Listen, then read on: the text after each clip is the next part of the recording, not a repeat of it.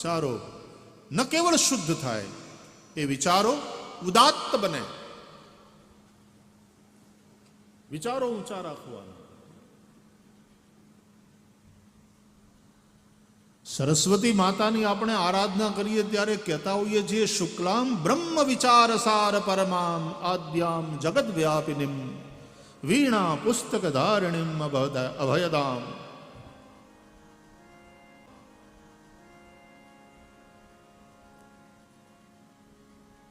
વિચાર ઊંચા રાખવાના.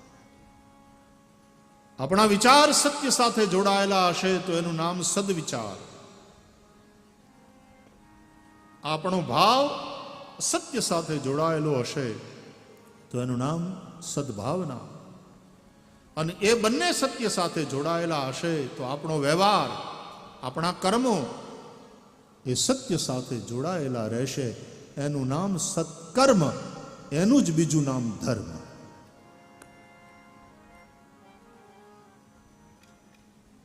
કળિયુગમાં અત્યારે માણસનું જીવન, એની દ્રષ્ટિ, એના વિચારો એટલા બધા ભૌતિક થઈ ગયા છે કે ખાલી અર્થ અને કામ, આ બે પુરુષાર્થની જ એને ચિંતા છે. પુરુષાર્થ ચાર છે. ચાર પુરુષાર્થ માટે માણસે જીવવાનું હોય છે: ધર્મ, અર્થ, કામ અને મોક્ષ. કળિયુગમાં માણસનું જીવન એવું થઈ ગયું છે કે ધર્મમાં રુચિ નથી રહી અને મોક્ષની કોઈ ચિંતા નથી. માત્ર અર્થ એટલે પૈસો અને કામ ભોગવવાની વાત. આપણે મોજ કરો, પૈસા ભેગા કરો ગમે તે રીતે, ધર્મનો વિચાર કર્યા વગર, નીતિનો વિચાર કર્યા વગર. તો ધર્મમાં રુચિ નથી રહી અને મોક્ષની કોઈ ચિંતા નથી રહી. કેવલ અર્થ અને કામ પ્રધાન જીવન થયું છે અને પરિણામે આખા વિશ્વમાં એક અશાંતિ ઊભી થઈ છે. ક્યાંક બે સમાજો ટકરાય, ક્યાંક સમાજની અંદર આપસમાં લોકો બે ગ્રુપવાળા ટકરાય, કોઈક જગ્યાએ બે રાજ્યોવાળા અંદર બાંધે, અલગ અલગ ભાષાભાષીઓ આપસમાં ઝઘડા કરે, કોઈક જગ્યાએ બે દેશો ટકરાય. યુક્રેન અને રશિયા હજી અમને હળગે છે. નાના નાના નાના તાપણા તો કેટલી જગ્યાએ છે. અને એને કારણે લોકો ચિંતા કરે છે કે ક્યાંક ત્રીજું વિશ્વયુદ્ધ જોવું ન પડે. બુદ્ધ પુરુષોની વાતો આપણે કાને નહીં ધરીએ તો દુનિયા આખી યુદ્ધના સામના તો કરતા રહેવા પડશે. અને યુદ્ધમાં ભયંકર વિનાશ, યુદ્ધની વિભીષિકા બહુ ભયંકર દ્રશ્યો ઊભા કરે છે. એ ન થાય, એનાથી બચવું હોય તો જે બુદ્ધ પુરુષોની વાણી છે, એ પછી ભગવદ્ ગીતા હોય, એ રામાયણ હોય, એ શ્રીમદ ભાગવત હોય, વેદો અને ઉપનિષદો હોય, આપણા પુરાણો હોય, આ બધાને શરણે જવું પડશે. નિત્ય સત્સંગ કરતા રહેવો પડશે. અને એટલા માટે કથાઓની પોતાની એક ઉપયોગિતા જ નહીં, એની એક અગત્યતા છે. ખૂબ અગત્યની આ વાત છે. નિત્ય સત્સંગ થવો જોઈએ. દિવસ વાંઝિયો વીતવો ન જોઈએ. એક દી ઘરમાં બરાબર હંજવારી ન કાઢો અને આ બહેનો માવડીઓ એક વાર નહીં, ત્રણ વાર હાવણી ફેરવતી હોય છે. અને 3 વાર કરતા વધારે જો ક્યાંક વાવડો આવ્યો, ઉડીને અંદર આવ્યું, તો વળી એ જ ક્ષણે હાવણી લઈ ઘરને વાળી ચોળીને સાફ કરે. આપણે આપણા ઘરમાં કચરો સહન નથી કરી શકતા. દિવસમાં 2-3 વાર હાવણી લઈને સાફ કરીએ. કચરો જોઈ જઈએ એટલે તરત સાવણી લઈને સાફ કરીએ છીએ. ઘરમાં જો કચરો અને ગંદકી આપણાથી સહન ન થતા હોય તો મનમાં કચરો અને ગંદકી આવે કેમ સહન થાય?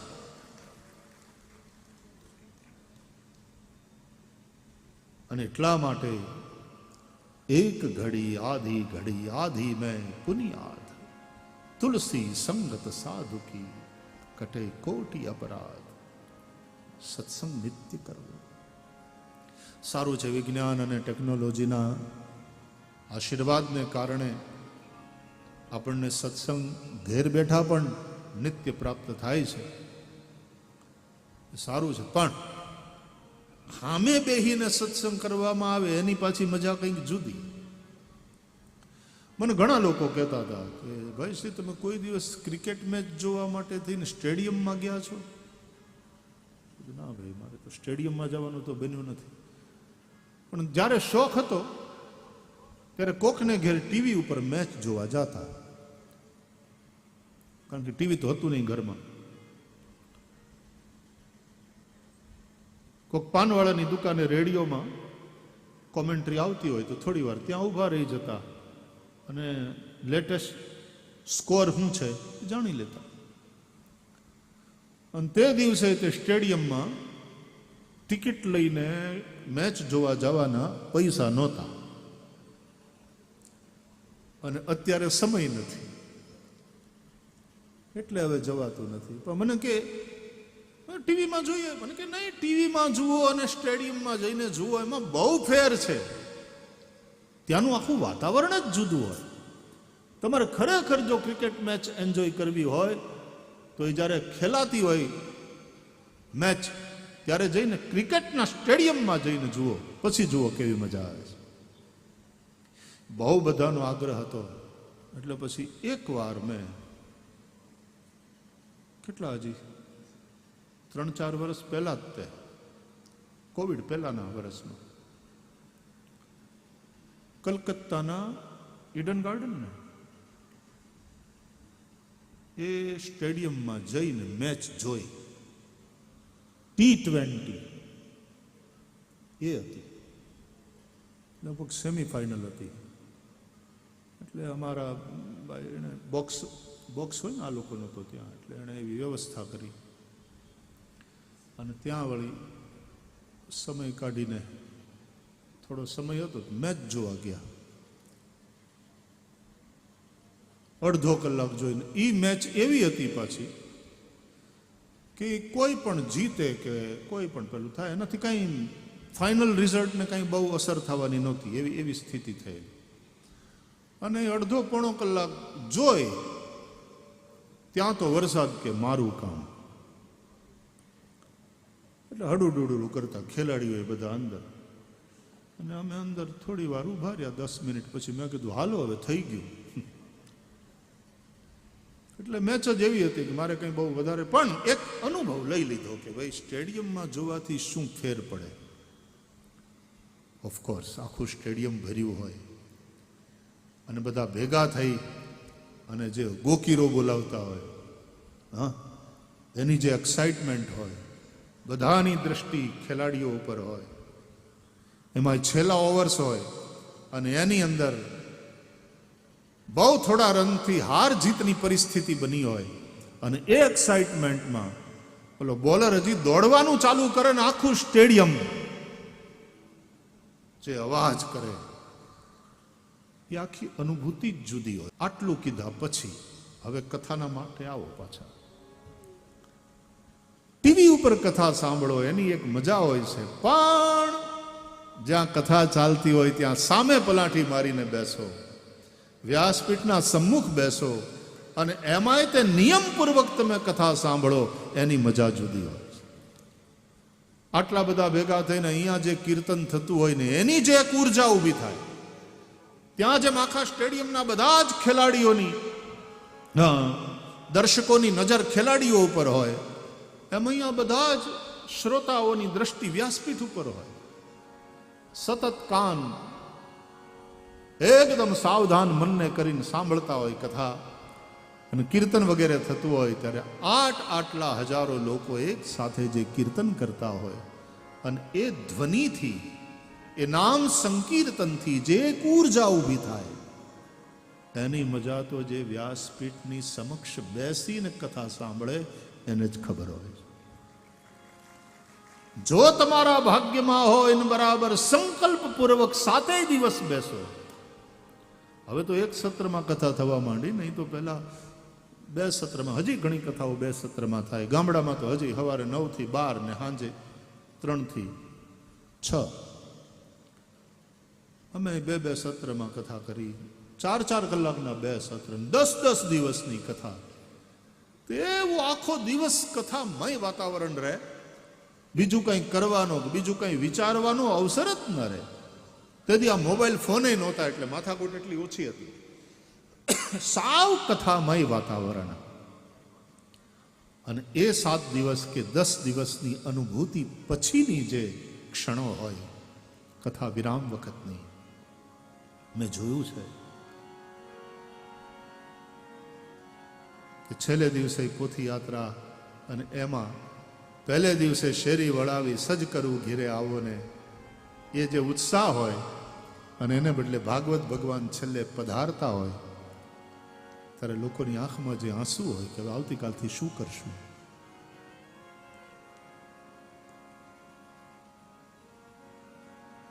અમે નીકળતા હોઈએ ત્યારે લોકોને ગાડીની આગળ રસ્તામાં હુઈ જતા જોયા છે. અને તે દિવસે યાદ આવે કે શું એ ગોપીઓનો પ્રેમ હશે કે કૃષ્ણ પરમાત્મા જ્યારે ગોકુળ છોડીને મથુરા જતા હતા અને વ્રજવાસીઓની જે દશા હતી. ભાગવતજીની પૂર્ણાહુતિના સમયે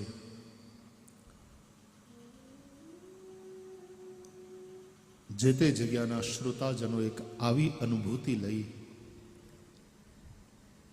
અને પછી પાછી કૃષ્ણ પાછા ક્યારે આવે, ક્યારે એના દર્શન થાય, એમ વ્રજવાસીઓ વાટ જોતા હોય, પ્રતીક્ષા કરતા રહે, એમ શ્રોતાઓ પ્રતીક્ષા કરતા રહે. વયંત ન વિતૃપ્યામ ઉત્તમ શ્લોક વિક્રમે યચ્છૃણવતામ રસજ્ઞાનામ સ્વાદુ સ્વાદુ પદે પદે.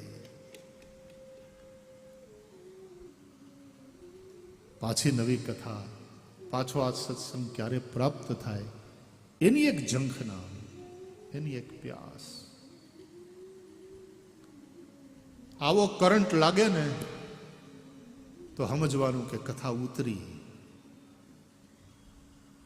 માલિશ કરે ને માણસ, મસાજ કરે તો તેલ આમ શરીરની અંદર ઉતરવું જોઈએ. માથે તેલ નાખે, બેનો ઘસે, પાથીએ પાથીએ નાખે, તેલ અંદર ઉતરવું જોઈએ. આપણે ખાઈએ, ભોજન કરીએ તો એ ગણ કરે, પચે, એનું લોહી થાય અને નરવાય, એ સારું સ્વાસ્થ્ય તરત દેખાય આપણા શરીરમાં. એમ કથા પણ ઉતરવી જોઈએ, દિમાગમાં ઉતરવી જોઈએ, આપણા દિલમાં બેસવી જોઈએ. અને પછી ધીમે ધીમે ધીમે વ્યવહારમાં જો ઉતરે તો સમજો તમારા જીવનમાં ભાગવતનો અવતાર થયો. આખું જીવન, અને મેં કેટલાયના જીવન એવી રીતે બદલાયેલા જોયા છે. અમે પોતે એ રીતે જ આવ્યા ને, આમાં ભાગવતે એ જ રીતે પકડ્યા ને એટલા માટે તો આમાં આવ્યા. આ ભાવથી કથાનું શ્રવણ થાય. ઘણી વાર યાદ કરું કે એક જગ્યાએ કથાની પૂર્ણાહુતિમાં આભાર દર્શન થાય ને, એમાં બહેનોએ ત્યાં ગીત ગાયેલું, પોતાના પૂર્ણાહુતિ સમયના ભાવોને પ્રગટ કરતું કે તમે મન મૂકીને વરસ્યા, તમે તો મન મૂકીને વરસ્યા, પણ અમે જન્મ જન્મ ના તરસ્યા. તમે મન મૂકીને વરસ્યા, મૂકીને વરસ્યા, અમે જન્મ જન્મ ના તરસ્યા. તમે મુસળધારે વરસ્યા, અમે જન્મ જન્મના તરસ્યા. તમે તો મૂષળધારે વરસ્યા, પણ અમે જન્મ જન્મના તરસ્યા. હજાર હાથે તમે દીધું પણ જોડી અમારી ખાલી. હજાર હાથે તમે દીધું પણ જોડી અમારી ખાલી. જ્ઞાન ખજાનો તમે લૂંટાવ્યો તો પણ અમે અજ્ઞાની. તમે અમૃત રૂપે વરસ્યા. તમે અમૃત રૂપે વરસ્યા. અમે જન્મ જન્મના તરસ્યા. તમે મૂષળધારે વરસ્યા, અમે જન્મ જન્મના તરસ્યા. અમે જન્મ જન્મના તરસ્યા. અમે જન્મ જન્મના તરસ્યા. આ કથાનું સાફલ્ય છે. વયંતુ ન વિતૃપ્યામ. અને એ જે અતૃપ્તિનો ભાવ છે, કથા સાંભળવાથી તૃપ્તિ તો મન અનુભવે, આનંદ અનુભવે, અને એટલા માટે તો બેસી રહીએ છીએ. નહીં તો કઈ બળજબરી છે? 3-3, 4-4 કલાક બેસીને ભગવાનની કથા સાંભળીએ, સારી વાતો સાંભળીએ, ભગવાન નામ સંકીર્તન કરીએ, ભેળા થઈને બધા ગરબા લઈએ. એ આનંદ તો આપણને પ્રાપ્ત થાય જ છે. એટલે આવીએ છીએ, એટલે બેસીએ છીએ, એટલે સાંભળીએ છીએ. પરંતુ છેલ્લે એક અતૃપ્તિનો અહેસાસ લઈને ઊભા થઈએ, અને એ અતૃપ્તિ એ પ્રેમને કારણે છે. અમારું દિલ ભરાણું નથી હજી, અમે હજી ધરાણા નથી. અને એ અતૃપ્તિ વળી પાછી આપણને બીજી કથા માટે, આગળના સત્સંગ માટે ક્યાંક ને ક્યાંક લઈ જાય. તો ધર્મ અર્થ કામ મોક્ષ 4 પુરુષાર્થ છે વાલા. એમાં માત્ર અર્થની જ ચિંતા અને ચિંતન કરશો, કેમ રૂપિયા મળે, અથવા તો સરકાર પણ લોકોની પર કેપિટા ઇન્કમ કેવી રીતે વધે, કિસાનોની આવક કેવી રીતે વધે, એની ચિંતા કરે, બરાબર છે. અને એ જ રીતે ભોગો બધાને પ્રાપ્ત થઈ રહે, કોઈ ભૂખ્યું ન રહે. દરેક પ્રકારના ભોગો સૌને પ્રાપ્ત થાય. બધાની પાસે સારા મકાન હોય, સારું ખાવાનું હોય, સારી મેડિકલ ફેસિલિટીઝ હોય, આ બધું જ હોય. પણ એના પાયામાં જો ધર્મ નહીં હોય તો આ બધો વિકાસ ધોવાઈ જશે. ભૌતિકતાના પૂરમાં આ બધો જ વિકાસ ધોવાઈ જશે. કારણ કે એ ભૌતિકતાને કારણે જે સંઘર્ષ, જે અશાંતિ, જે ઝઘડા, જે અપરાધો, જે ક્રાઇમ રેટ ઉપર જશે. એટલે કહે છે કે શાંતિના વાતાવરણમાં કોઈ પણ રાષ્ટ્ર તરક્કી કરે છે. અને એટલા માટે પાયામાં ધર્મ હોય તે જરૂરી. 4 પુરુષાર્થમાં પહેલું સ્થાન આપ્યું ધર્મને. ધર્મ, અર્થ, કામ, પછી મોક્ષ. આ ત્રિવર્ગ કહેવાય. મોક્ષને છોડી દો તો ધર્મ, અર્થ અને કામ, એને આપણા શાસ્ત્રોમાં ત્રિવર્ગ કહે છે. અને એમાં આ હોય તો એનાથી જે પ્રાપ્ત થાય આ અને આ. એટલે કે ધર્મ હોય તો ધર્મને કારણે જે પ્રાપ્ત થાય અર્થ અને કામ, એ સુખી કરે, એ કલ્યાણ કરે. ધર્માદ અર્થશ્ચ કામશ્ચ સ કિમર્થમ ન સેવ્યતે. ધર્મ દ્વારા તમને અર્થ તમારી આર્થિક તરક્કી, ધર્મ દ્વારા કામ, સુખ આપનારા બધા જ ભોગો તમને પ્રાપ્ત થશે. પણ એ ધર્મ વગર જો પ્રાપ્ત કર્યું તો પાયા વગર ગમે એટલી તમે ભવ્ય ઇમારત બાંધી હશે, ધરતીકંપનો આંચકો ખમી નહીં શકે. અરે ધરતીકંપ જવા દો, ક્યારેક તો સારું વાવાઝોડું આવી જાય ત્યાં હલબલે. ધર્મ નીવ હૈ, ધર્મ એ પાયો છે. અને ધર્મ એટલે ખાલી મંદિર, મસ્જિદ, ગુરુદ્વારા, ચર્ચ. ધર્મ એટલે ખાલી યજ્ઞ યાગાદી પૂજા પાઠ નહીં. ધર્મ એટલે એવા ગુણોને ધારણ કરવા. ગુણો એટલે વેલ્યુઝ. સત્ય હોય માણસના જીવનમાં, નીતિ હોય, પરોપકારની ભાવના હોય, ભાઈચારાની ભાવના હોય, પ્રેમ હોય, કરુણા હોય, દયા હોય. કદાચ કોઈનાથી અપરાધ થઈ જાય તો એને ક્ષમાથી જોવાની ભાવના હોય. આ બધા જે ગુણો છે, વેલ્યુઝ, મૂલ્યો, એને જીવનમાં ધારણ કરવા, એનું નામ ધર્મ. જો એ હશે તો જ પછી અર્થ અને કામ તમને સમૃદ્ધ કરશે અને સુખી કરશે.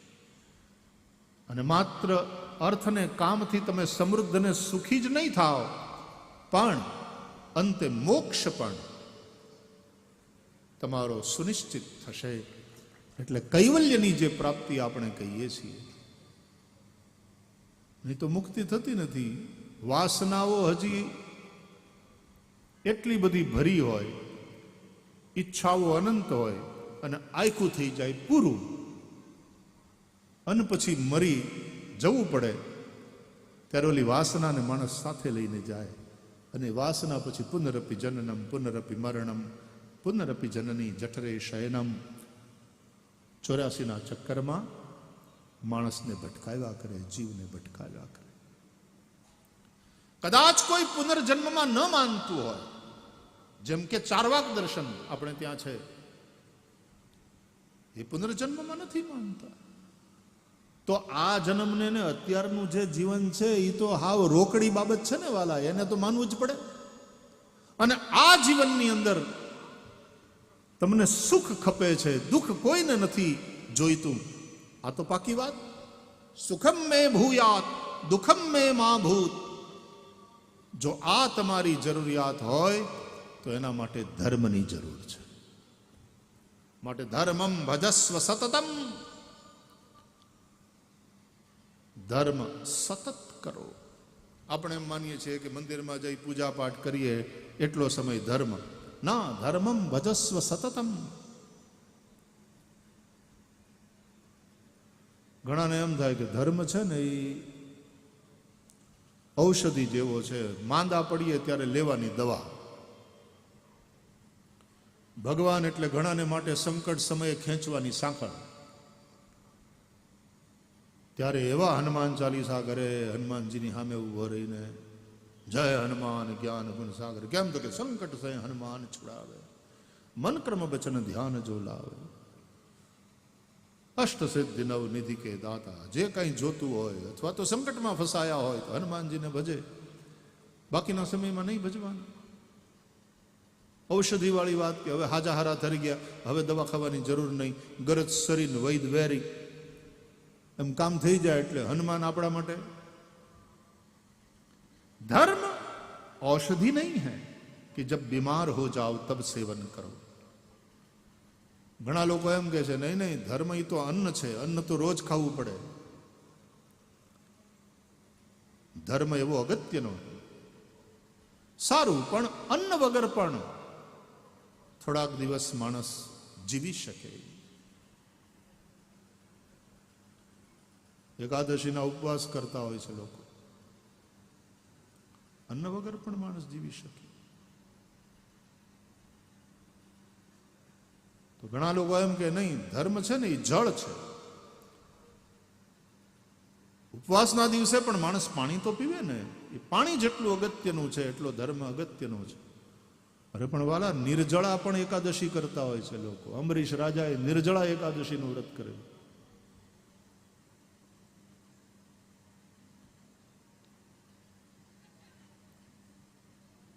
धर्म न औषधि है, धर्म न अन्न है,